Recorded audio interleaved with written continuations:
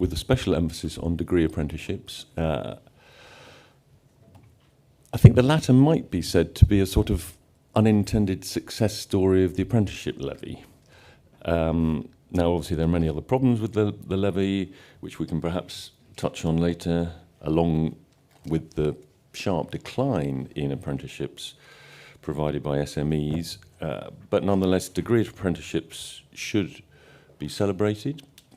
I think they're now approaching 10% of all degrees in this country and 12% of all apprenticeships. And they've clearly helped to raise the status of vocational training in the country, and the government are obviously strongly behind them. I think your department, Gillian's just announced a £40 million investment in broadening the provision of degree apprenticeships. So everyone's going to talk just for a few minutes. Let me introduce everyone first. We have, of course, the Secretary of State, Gillian Keegan, Secretary of State for Education and MP for Chichester, and indeed a former apprentice herself, apprentice in business studies. And to my immediate right is Steve Rotherham, the Metro Mayor for Liverpool City Regional Combined Authority, also a former apprentice, a bricklaying apprentice. And to the Secretary of State's right, we have Professor Malcolm Press, Vice-Chancellor of Manchester Metropolitan University, which produces more degree apprenticeships than any other university in the country. And to Professor Press's right, we have Justin Ricks, who's partner and head of People Advisory at Grant Thornton, who are sponsoring this event. So, without more ado, let's hear from our panellists. Secretary of State, would you go first? Yeah, thank you, and thank you very much for inviting me. So I am the only degree apprentice in the House of Commons. So if you've seen a difference in degree apprenticeships, it's because my whole mission in life is to put apprenticeships on the map. And the way I thought I could do that was by broadening degree apprenticeships. So when I became the Apprenticeship and Skills Minister, I was sat there in the office thinking, how do I change the attitudes? I knew personally that any apprenticeship is a brilliant way to get on the career ladder, to get in the workplace and to get on. And I knew that because, you know, when I I grew up not far from Steve in a place called Knowsley, Huyton, and let's just say it was not the land of opportunity, certainly not when we were younger, we're about the same age. And an apprenticeship was seen as the golden ticket. So there was no snobbery in Knowsley about an apprenticeship. It was actually the best route you could possibly find. So actually I was delighted, and I'm sure that was like yourself, right? When you got an apprenticeship, a trade apprenticeship, they were seen as like the gold standard. So I was sat in the office as Minister for Apprenticeships and Skills thinking, how do I change every middle-class mind in the country? I've not got much chance of doing that. And I thought, right, what I need to do is take apprenticeships to where they are. So I called up IFATE and said, right, we need a degree apprenticeship in being a medical doctor, a lawyer, and an accountant, because they're the professions that people aspire to. And that will change. And then I said also I'd like to do something with Goldman Sachs and Morgan Stanley, because they're the other sort of, you know, these pull-through brands. So do something in finance with those as well, and have those opportunities, not necessarily degree apprenticeship, level 4, level 5, level 3, some of them, but the higher level apprenticeships with those careers that everybody already understands. And the second thing I did is I called up UCAS and said, we need every apprenticeship on your site. So when everybody's there and looking, they see the apprenticeship options as well. Now back as the Secretary, I was quite successful in doing that, but I wasn't successful in getting a teaching apprenticeship, which is the other one I wanted to do, because I thought then if teachers have gone through the route, then they'll think it's a brilliant route, and we might not have to legislate continuously to let people go into schools to talk about apprenticeships or any other technical education. I didn't succeed with that, but let's say I'm now succeeding with that. I had to get the top job to succeed with that, but that's all right. So that I think has really changed attitudes and has really kind of made people look. And actually, when Boris promoted me from that job to the health minister job, social care and mental health, he said I was at a dinner party this week, Gillian, and said, and 3 people were talking about degree apprenticeships. Your work is done. So that was his view of success there. But he was right. More and more people are talking about apprenticeships. And the reason, and it's not that I'm stuck on degree apprenticeships, but once you start looking at degree apprenticeships, you then look at the level 4 and 5 apprenticeships and realise you can out-earn most graduates 5 years later by becoming an expert in cybersecurity or a digital marketeer or a nursing associate or a robotics engineer. You know, these are all at level 4 and 5, and you'll then start to look at all the careers that you can access through an apprenticeship. The other part of the piece of the Conservative reforms, and I'll go into that because I won't resist the opportunity to say how many apprenticeship standards were developed under the 13 years of a Labour government. Any clues, Steve? How many? Go on. 0. How much was raised on a levy to be able to pay for all of this under the 13 years of a Labour government? You're going to get the hang of this. 0. Was there an Institute for Apprenticeships and Technical Education that was developed under a Labour government to make sure you got the quality you needed? Nah, none of it, not a single thing. So until we put this all in place, there was basically only the trade apprenticeships, the traditional apprenticeships, which were very good apprenticeships done with city and guilds and those kind of things. And the unusual kind of employers, like my employer who offered me my apprenticeship, which was General Motors. So a lot of large US companies who had developed these kind of higher level degree apprenticeships themselves. I mean, General Motors had its own university when I was younger in the States. So, you know, it was only them working with the polytechnics or the old polytechnics, now called the modern universities, that actually developed these options. So, you know, these reforms, and we want to talk about, you know, what more we could do. The only reason we're having this conversation and the only reason 5.5 million people have been trained or retrained since 2012 is because of all the reforms that the Conservative government put in place. Not a single thing existed beforehand. And now you can get to 680 different occupations, and it's really a very flexible system. Anyone wants to solve a skill challenge at any level, work with the Institute for Apprenticeships with a group of people, you can come up with a standard, or we can integrate it into an existing standard if it needs to be developed further. I think it's a brilliant system. I think it's going to be life-changing for many people. And I've met so many people now who've done apprenticeships, but I'll tell you my favourite one. There's so many really brilliant ones. The degree apprentices now, by the way, the young people who are doing them, pretty much all of them say to me, I'm just about to exchange my contract on my first house in their 20s. Right, before they're 25. It doesn't surprise me at all. Why? Because you've earned a lot more for a lot longer. You've skipped the student debt. You've got ahead of your peers, so you get promoted faster. And you know everybody in the business, so you know you do get a lot more options and opportunities before anybody else has showed up. So that's how they get on in life. But Andy was one of my favourites who worked for. He was working for the Yorkshire Ambulance. Whatever it's called, the ambulance service. And he'd seen an advert in the Yorkshire Post for a level 2 apprenticeship, and he was 30 odd when he'd seen it, and he'd been working for 16 years as a cleaner a toilet cleaner in nightclubs, 3 different nightclubs. 16 years, I mean, that's a long time to clean nightclub toilets, right? Not any old toilet, a nightclub toilet. And he'd seen this advert in the Yorkshire Post, and he said, I didn't believe it was for like any age, but it did say it was. And he anyway applied. Well, by the time I'd met him, he was doing his level 4 and he was on his way to becoming a paramedic. And he said, it's not only changed my life, it's changed my kid's life.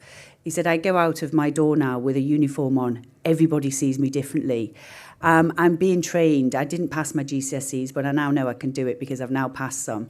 I'm at level 4. I now feel confident I can get to level 6. It's changed my lives. It's changed how everyone looks at me. It's changed my kids' life. It's made them more aspirational. And I thought that is the power of apprenticeships, and that is happening. Half of our apprenticeships are adults, and that is happening all over the country. People who didn't get the first shot are getting the second shot. And yeah, I think it's a brilliant reform, and I'm very proud of the Conservative government for doing all of it. Thank you.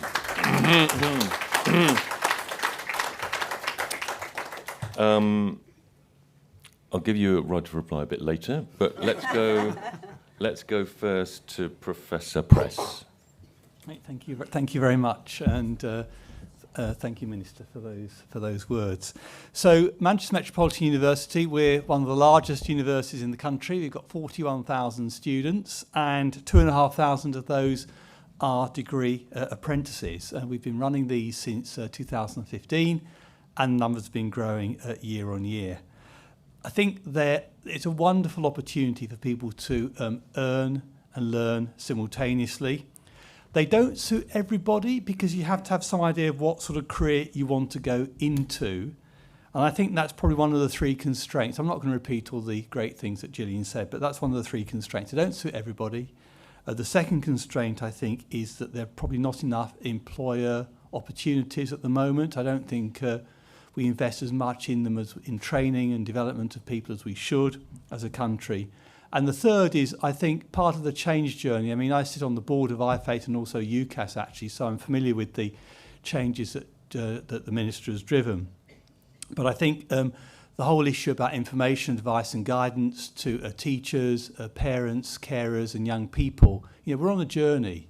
So when we judge the progress of degree apprenticeships, we shouldn't be too harsh in the areas where things aren't moving as quickly or as or quite in the way that we'd like. But nevertheless, great progress has been made.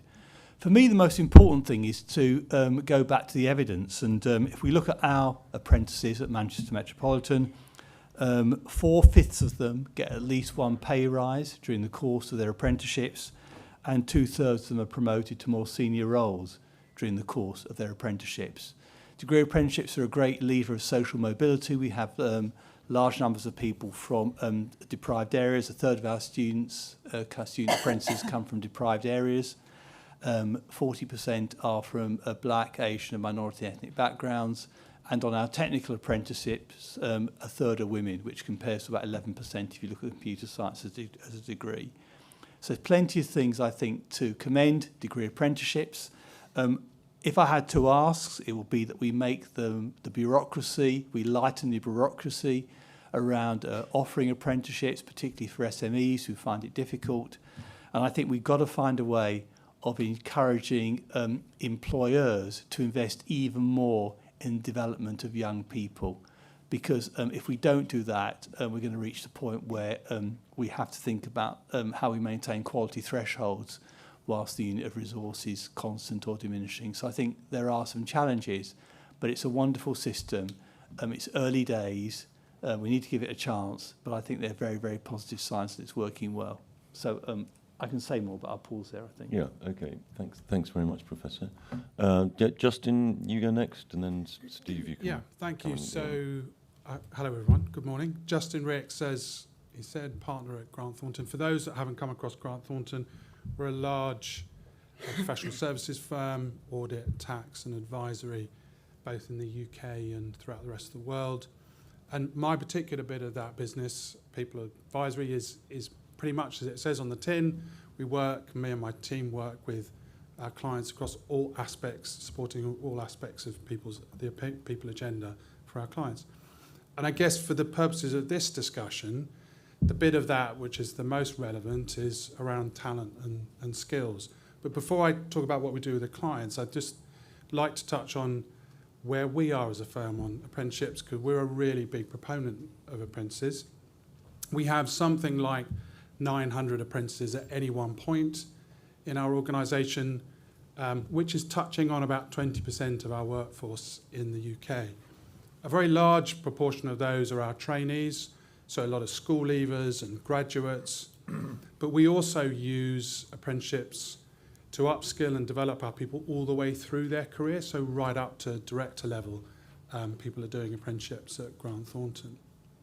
So coming back to the work we do with our clients, particularly around skills, and one of the things that we talk about with our clients is the huge opportunity that apprenticeships give you in terms of helping you to develop the skills that you need as an organisation.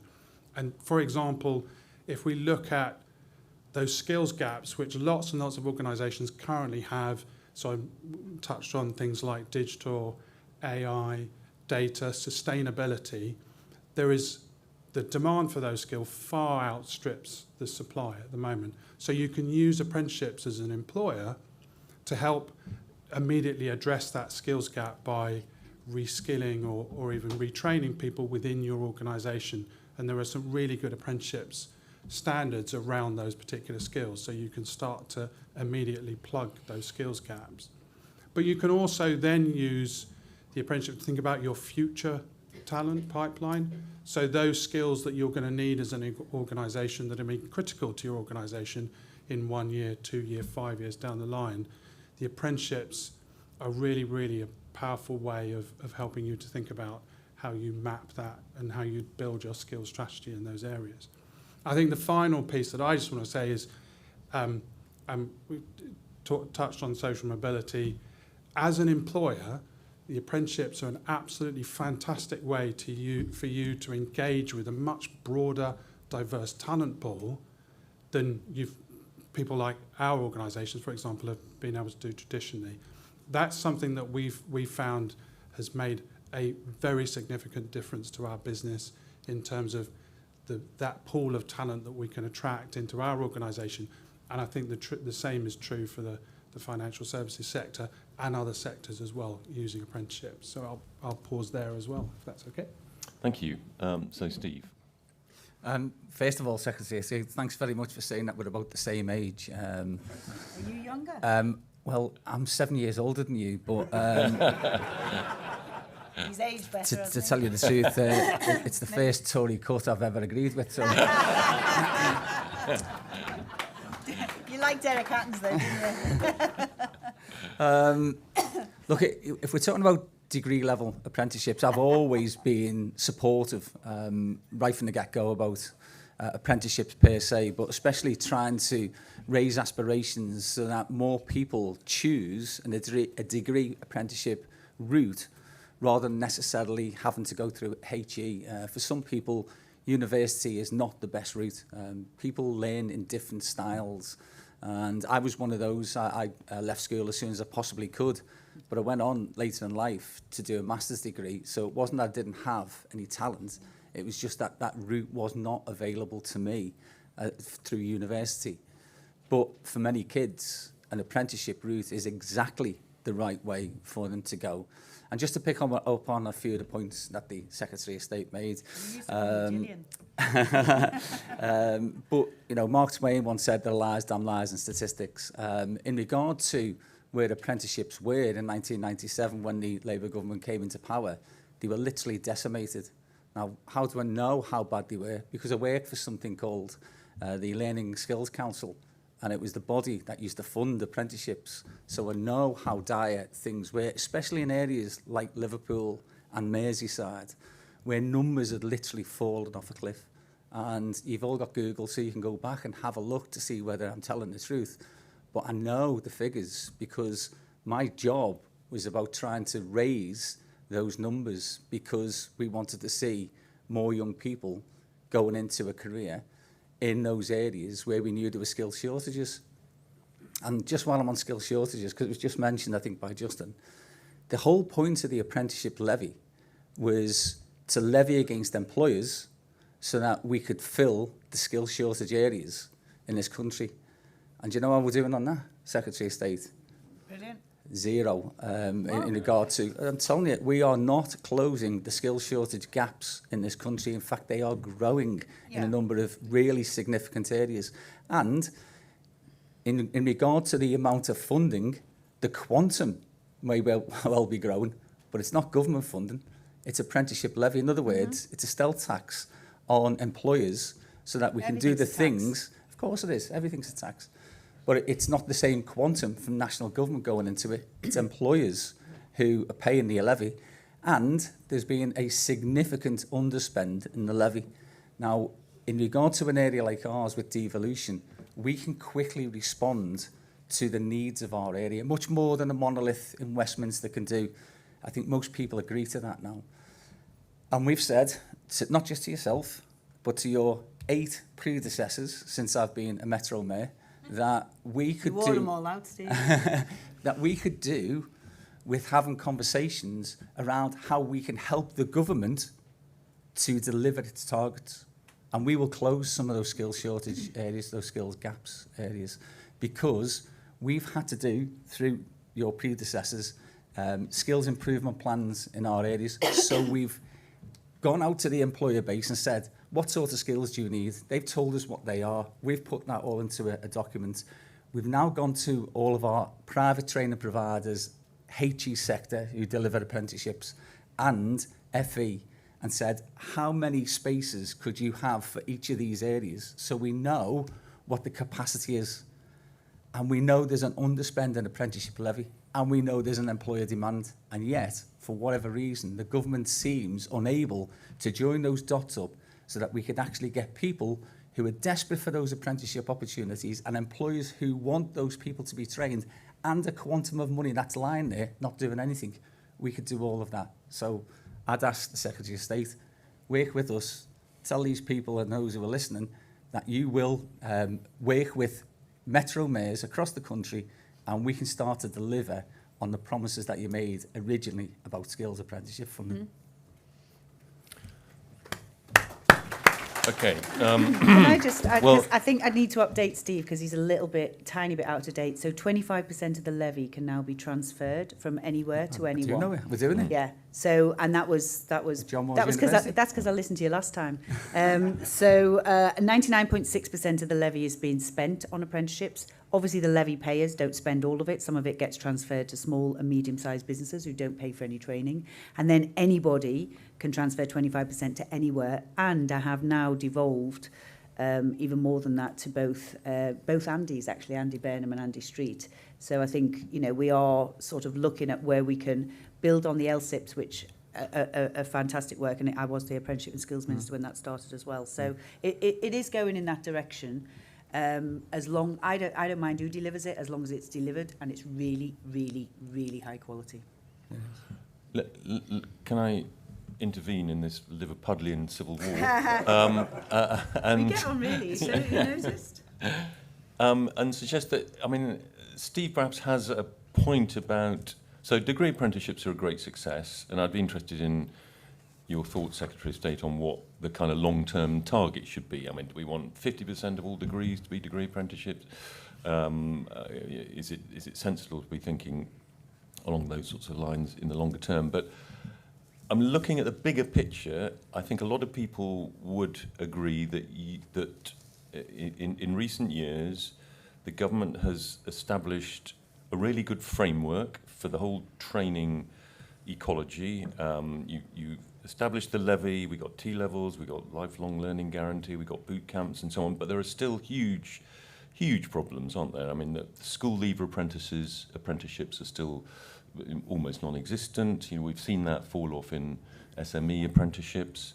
The FE sector still feels very unloved. I mean, there are, you know, lots of speeches saying how marvellous they are, but you know, the cut in the adult education budget has never really been fully restored. And the truth is that the levy has not overall increased the amount of training that employers do in the UK. I mean, we still train, British employers still train, spend far less than the average in developed countries on training. So I wonder if you can you sort of address that, you know, the degree apprenticeships are the sort of jewel in the crown, but sort of beneath that, there are still a lot of problems. I mean, to put it, I was at an event yesterday with David Hughes, who runs the FE sector organisation. He said that basically, still in this country, if you get to the age of 19 and you don't have a level 3 qualification, you're basically stuffed. And Until you do an apprenticeship later on, like Andy did, but yeah. maybe, you're right. yeah. But yeah, can you address some of those sort of broader questions? Okay, so I mean, I only became an MP when I was 49, so I started work at 16. So I've had most of my career has been in business, and I remember when the levy was introduced, and I was in business, and I was outraged from wherever I was working at the time, and the reason was because it was a tax. Now, of course, all government money is a tax, whether it's an individual tax, whether it's a business tax, wherever it is, whether it's VAT, whether it comes on goods, it's all a tax on something. That's the only money that government ever has, which is why it is incumbent on all of us to spend it very wisely. But I was outraged, and then I realised actually it was meant to irritate us into action. because businesses had got lazier than when, I was younger and sort of General Motors kind of reached into a Knowsley Comprehensive School and found a couple of kids there and helped them get on in life. And I was thinking, well, what were the incentives then and where have they gone? And the reason there was probably a bit of laziness was because there was a ready supply of labour, a ready supply of talented labour, which was coming from all over Europe in particular. Lots of graduates wanted to come here. Lots of people wanted to learn our language. It's obviously a global language. And we had no shortage of being able to get people, and businesses basically recruited graduates from everywhere. And it was a great sort of pipeline of people. But it did mean that the investment in either training, reskilling and upskilling or building your own talent pipeline had gone by the wayside. So the apprenticeship levy was a recognition that that was not sustainable, that we needed to build more of a sustainable pipeline, and we needed to do a lot more things. You mentioned T-levels. We needed to have a high-quality technical education. We'd had a lot of growth in qualifications in technical education, which had made it a really messy landscape. No one knew how to get from the chair of their school to one of these jobs and which qualifications you should do, which is why we work with 250 employers to develop T-levels. So it was meant to irritate into action, and you're right. Still, the amount that businesses here spend on training is less than others. But I don't think it's because businesses sit there and not want to do it. They just don't know how to do it, and that's why we're trying to simplify the system. If you look in Germany, which is a very good example, it's really clear to everybody which qualifications, which routes, which colleges to get to where. It's really, really clear. If you were sat in one of our schools trying to work out how to become a robotics engineer, you probably wouldn't be able to see the wood for the trees. It's not clear enough. We've made it too messy, which is why we're getting rid of a lot of qualifications, and we're going through a quality bar, because a lot of them haven't had that. So, and we're doing that with employers as well. So we do need to do more of that. But it is incumbent on everybody. Now, the reason I think there's been a fall in school leaver apprenticeships is because people don't leave school. They go to school till they're 18. So that's been a change. Actually, now people used to leave at 16. They don't now. They leave at 18. And if they leave at 18, it's only the ones that are not going off to university. The target you ask about, I won't be setting a target. I think the target of 50% of people going to universities was arbitrary, has created some really bad practice, and has not really helped everybody who's gone on that journey. It's helped the system, but it hasn't helped the people, and I'm really all about helping the people. I would like many more degree apprenticeships. I think lots of universities. I've opened up now the Degree Apprenticeship Centre in Warwick and Exeter University, both of which are getting up to numbers similar to MMU, so starting to really, really embrace it. What I really want to see is universities, FE colleges and employers working really closely together. That was what the vision behind LSIPs, and we will continue until we get that done. And I think if that's the case, then you will find the investment will be there, because every employer needs people. Every employer, you said about skills gaps, there are massive skills gaps in our country. There are actually massive skills gaps globally, and they'll be there for a long time. They'll be there for a long time. If I speak to any businesses, I speak to them all the time, they'll tell me, by 2030, there'll be even bigger global skills gaps in certain areas, anything to do with tech, for sure.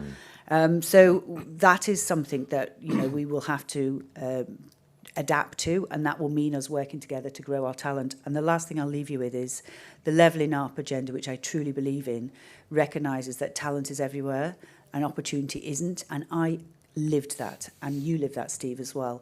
And you know that because you sat next to talented people every day whose lives have gone nowhere. We're now, I'm 55, you must be 62. I didn't think you were that old. But, their lives have been blighted by this, and they were the talent that every business would love. And anyone who's ever employed an apprentice always says to me, I'm really amazed, Gillian, they just do so brilliantly. I'm like, why? You've given them their life chance. They're gonna respond really well to that, and that is the power of apprenticeships and the power of businesses getting on board, because they will access fantastically talented people who are really looking for that shot. They're hungry for that shot. Thanks. So look, I'll give everybody a chance to up here to come back on all these bigger questions of the training and apprenticeship system. But we have only got another 10 minutes or so, so let's have a few questions from the floor. Guy at the front here. Yeah, just name an organisation and hold on a sec, wait for the microphone. I make it relatively short because we haven't got very much time and a lot of people want to ask questions. John Bald, I write for Conservative Home. I would like to congratulate the Minister wholeheartedly and say what a relief it has been to see somebody on top of their game as a Secretary of State. And the other thing that I'd like to, the question is that having said that these are a clear success, is one of the reasons that they provide a route for someone to get a degree without putting a millstone around their neck, which is what's happening at the moment. And has the Minister considered how far the involvement of the Open University can be modified? Because putting up the fees of the Open University, which was the second chance, to the same level as residential degrees, has been one of the most retrogressive steps we have ever had in British education. Good. Let me just take a few more. Tim Smith, Multiverse Man. And Conservative member. Tim Smith from Multiverse. We're an apprenticeship provider, but also got degree awarding powers from the OFS last summer. Now enrolled 240 degree apprentices, but that's out of 12,000 apprentices, so it's a relatively small part of what we do. But we want to grow it. And degree apprenticeships are a three-sided marketplace between people who want to do apprenticeships, who can study, employers who want to employ them and want to invest in their training, and providers who can deliver that training. And my question is really a kind of quick-fire one for everyone on the panel. Which of those three sides of the marketplace do you think is under greatest strain at the moment and needs to be unblocked in order to grow degree apprenticeships? And what one thing would you do to make that happen? Okay. Did you still want to ask a question? And then I haven't forgotten you the other side. Thank you. Is it? Thank you. Emma Supple, counsellor in Enfield. I'm from Crosby, did a vocational training in podiatry, aka chiropody, and went to Durham. And the whole clinical training has gone because the universities can't afford to run the clinics, so it's gone into employers. So I'm 2 weeks into my first degree, podiatry. And what I found interesting as a small business is how little support there is financially to help me as a business owner. So my question to the panel is how do you support businesses like me who are going to take on apprentices? That's the future. And how do we pay for it? Thank you. Well, we'll take a couple from this side and then I'll come back up here. Go in the front row. Name and number. Hiya, I'm Daniel Gain from Building Magazine. So we write about the construction industry. Obviously, that's an industry where you've got these huge, massive corporations sort of managing the industry, but actually a lot of the work is done by SMEs. Now, there's been a lot of criticism about the apprenticeship levy and it not being flexible enough by those big companies. I'm wondering if there's any way that there could be some kind of arrangement where maybe they can distribute more than that 25% down to the smaller companies, but in return they sort of handle some of the difficult bureaucracy around it that SMEs sort of struggle with. Good. Okay, well, one more for now. Lady on the end there.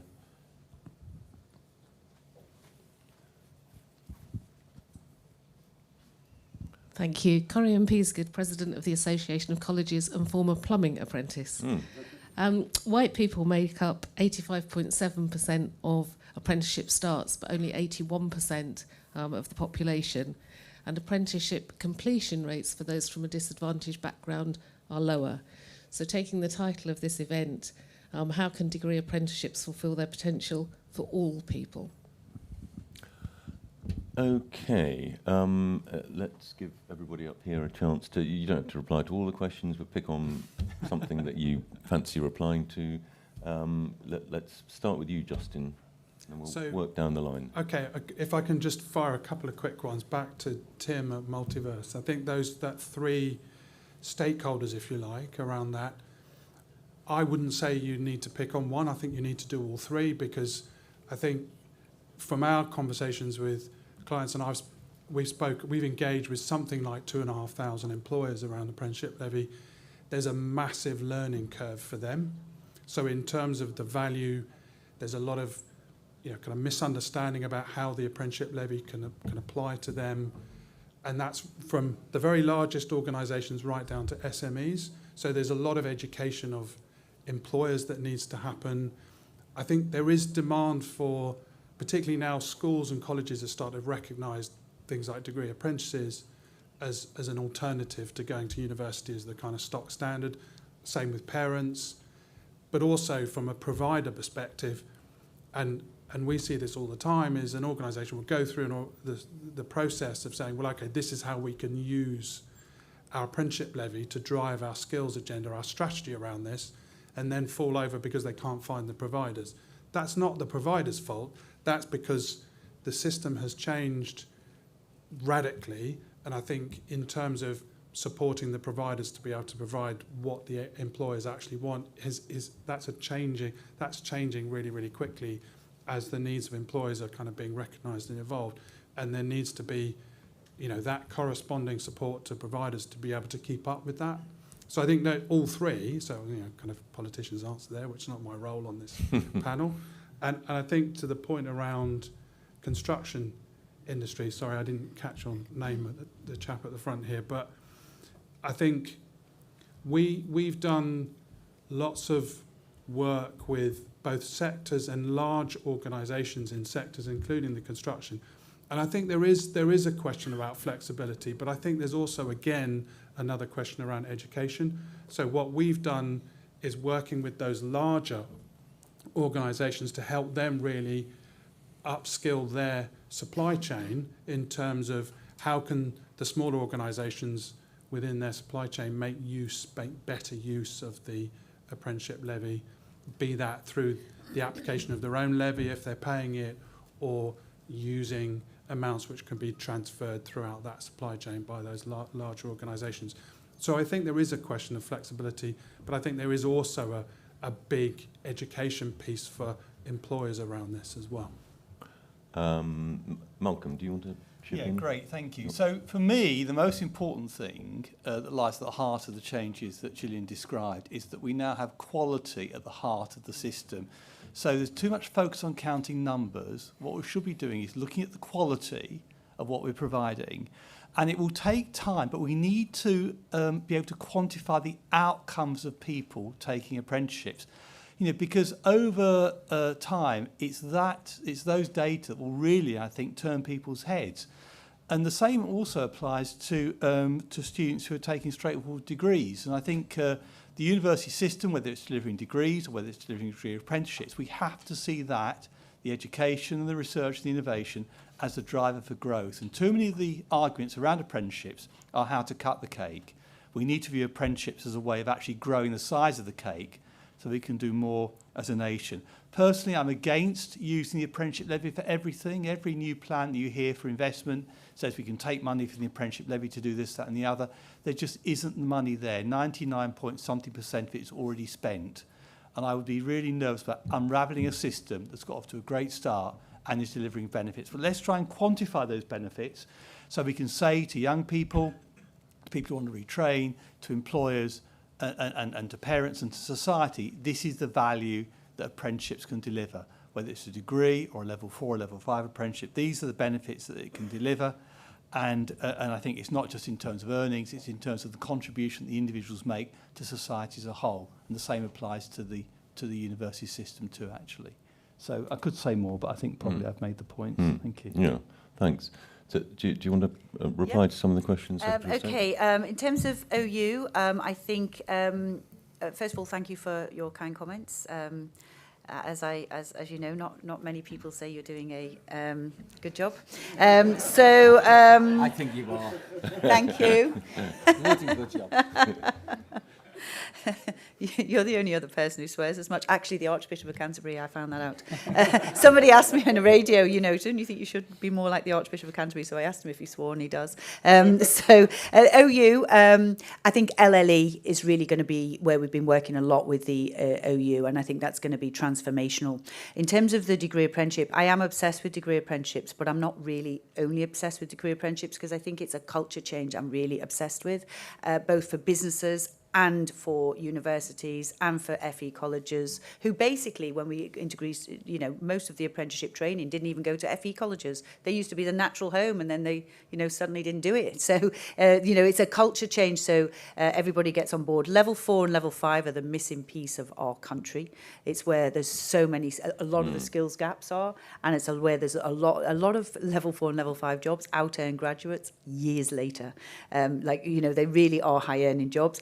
LLE is what my vision is. You go onto UCAS, you look, to answer Tim's question, it's not demand, it's the other bits. So it's the training providers or universities, those with degree awarding powers, and the employers. It's not the demand. UCAS now, we put them on this year for the first time. 50% of kids were like, that's really interesting. Changing minds, changing culture. What I want is for them to go onto UCAS to look at this, because you know, the reason I put them there is that's where they go anyway. So just go where they are. And I want them to look and think, oh God, I could be a cybersecurity, you know, whatever it is, analyst or whatever it's called, technician, and I could get that training for free, and then later on I could use my LLE, which is 4 years of free, you know, of your loan you can use at any point, and I can actually upskill doing a master's in something specific, and I can skip that bit of it because I can go straight to level 7 when I know what I want to do, or I can do that doing level 5, and then later on I can top up by doing a degree which will only be an 18-month degree, which I can do either at the OU or as part of an apprenticeship. That is the culture change, and I want everybody to think, I have got a right to 4 years of this loan. How am I going to use it to help me get on?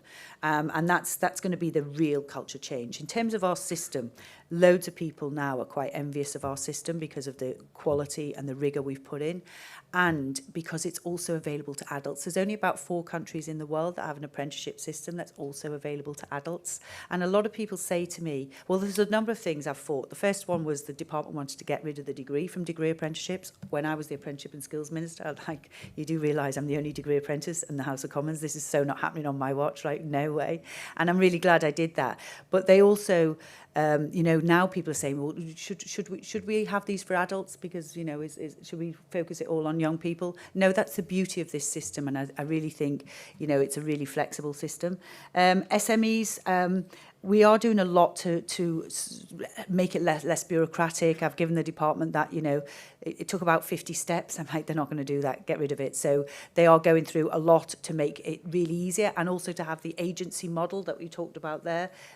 You know, there's lots of ways that we can do that. We put about 7 million quid into trying to build that up as well. Construction, obviously, we work very closely with CITB as well.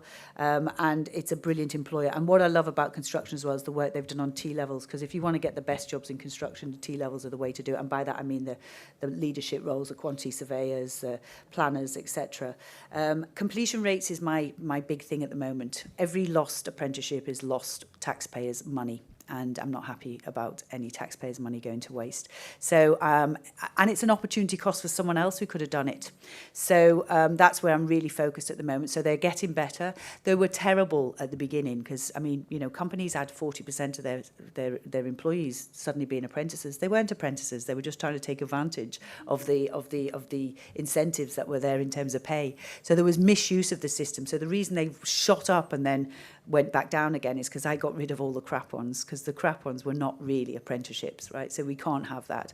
But completion rates is where I'm hugely focused. I think they're about 88% for degree apprenticeships. I can't understand why they're not 99. Who would give up that opportunity? So I need to work to make sure that we get to, I mean, 1 or 2 may drop out, but it should be really, really high, because it's a brilliant opportunity that loads of people want now. Yeah, and very, very few do actually drop out. The thing with completion rates is most apprentices actually complete the training. It's sometimes the endpoint assessment. Yeah, I've asked them to be brought together. We just need to think about that. So that's a technical fix. If it's that, then that'll be easy. Yeah. So, one thing that sort of occurs to me about this, are we kind of 40 years later, through the degree apprenticeship, sort of reinventing the Polytechnic? I mean, I went to a polytechnic. They asked me, actually, because halfway through it became Liverpool John Moores, actually at the end of my thing, and they asked me what I wanted my certificate in, and I said Liverpool Polytechnic. So I was very proud to go to a polytechnic. Can I answer that? So the difference is that universities do research, And my university was ranked 38th for research in the last Research Excellence Framework. One of our most popular degree apprenticeships programs is Digital and Technology Solutions, which trains the sorts of cyber experts that the Secretary of State's been talking about. Those apprentices benefit from the research infrastructure that universities like mine have. So it's madness to think about education research as separate entities. They inform one another, and it's that really drives and excites young people. So the answer is no, we shouldn't go back. But as the Secretary of State herself said, I mean, we still have this problem. Degree apprenticeships are not helping to fill that kind of higher technical HND, HNC sort of gap yet, anyway, are they? I mean, how are we going to fill that gap? Once people start looking, and they'll look at level 4 and 5 as well, and they'll see the opportunities. And I think having the LLE always there, knowing that, because right now people think it's like a one-off shot when they're 18, do I go or not, or 19 even. And I think that's the culture change as well, that, you know, that should help. But, I mean, everybody wants a good job that's well paid and a route onto it. And as soon as they discover all these jobs, then I think a lot of people will be interested. And the brands and the companies can pull through as well. Anyway, final word for Steve. I'd love to spend the next hour talking about things like diversity, to tell you the truth. I mean, by the way, you could earn more money as a plumber than you can doing the job that you're doing now, because there's a huge skill shortage of plumbers and a massive opportunity, therefore, to get people from diverse backgrounds into them. I'd also love to talk about how we can simplify what happens in the construction sector, because I might know a little bit about that with the apprenticeship levy, with what CITB's role in this all is, and then how about simplifying some of those things and looking for opportunities in the emerging technologies such as modern methods of construction. There's a load of things that we could do really to get people skilled up, to ensure that we have that world-class workforce. And we're not at the moment. I do just want to pick up, though, on the point about people, employers and providers that Tim was talking about. I think you missed the most glaring one, which is funding. And it was, I don't know whether it's a slip, Professor, but you should know the difference between spend and allocation. 99% may well have been allocated, but hasn't been spent, plus the cumulative underspend on the apprenticeship levy is about £3 billion. So there's still money that's being raised for it's money that was raised to do a specific job. It was hypothecated taxes, so it should still be used to do some of those wonderful things. And the way you can do it is by looking at areas where there's flexibility to deliver some of this and massive skill shortages. Genuinely, I know I've got a cohort of young people who are dying for an apprenticeship opportunity. Honestly, they'll do anything for it. We know we've got employers who've had to do this through yourself, so we know the employer demand, and we even know the capacity needs in all of our training provider base, and it's the funding that's missed out. So again, I'd make a plea here, if we do genuinely want to give people opportunity, and we're talking about parity of esteem, well, half of these kids could never afford to come out of university with £50,000. They just can't do it. But they could get a degree apprenticeship, but you need the prerequisite, which is an apprenticeship. You need to do a level 2 and 3 to get on to do a 4, 5, 6, 7. And it's that bit that we're missing out, and we are missing it. It's not a party political point, because I'll say the exact same thing next week at the Labour Party conference. We need to do a lot more, because we are failing young people, and we shouldn't be doing that.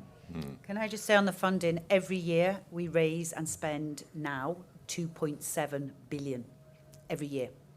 Right, that is the funding that we spend on apprenticeships now. You're right, at the beginning, not all the levy was spent because the whole system wasn't ready and it didn't have all the stuff in place. But every year, 2.7 billion. Good. Well, look, thanks very much. We've overrun, but it's been worth it. Thank you all very much on the panel, and thank you for listening. Can we say thank you?